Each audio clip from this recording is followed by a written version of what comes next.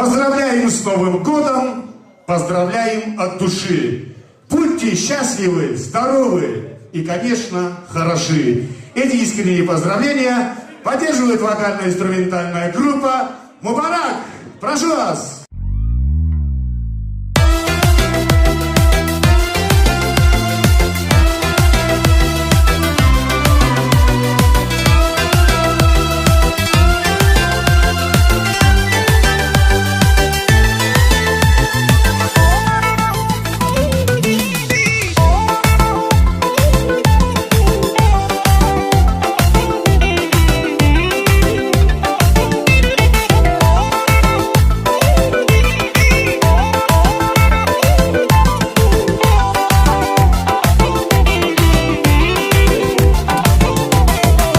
Riki vay minet ilvas Güzel kaniyar Hivan hicran gudan azaz Aman kaniyar Riki vay minet ilvas Güzel kaniyar Hivan hicran gudan azaz Aman kaniyar Zil hamar kumirna Koza kozna khazra khaz Uzaqlay dertlu yalab Gumir vina içmasa das Zil hamar kumirna Koza kozna khazra khaz Uzaqlay dertlu yalab Gumir vina içmasa das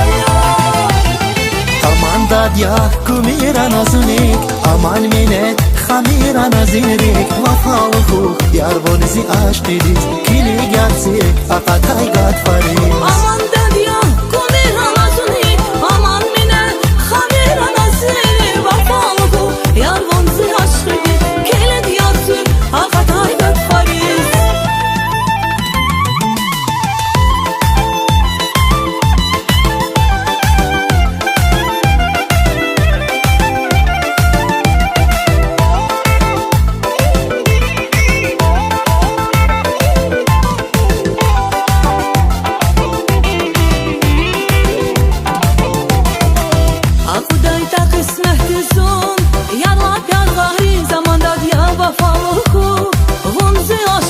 Yaşamayacağın kaniyar baxt Mühibatrik evaz Aman yaminet yavaz Kimi gabonsaz Zil hamar kumirna Koza kozra khazra khaz Bozana dertla yalab Kumir buna içmasa der Zil hamar kumirna Koza kozna khazra khaz Uzaqlay dertlu yalab Gumir vina içmasa das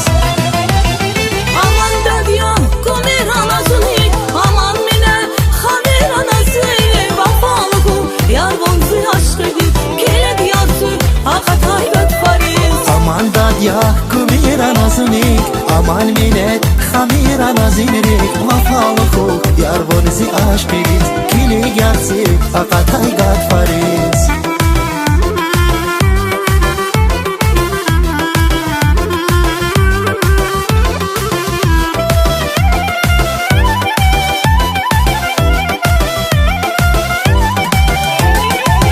Zil hamar kumirna Koza kozra khazra khaz Bozana dertla yalab Kumir buna içmasa das Zil hamar kumirna Koza kozna khazra khaz Uzaqlay dertlu yalab Gumir vina içmasa das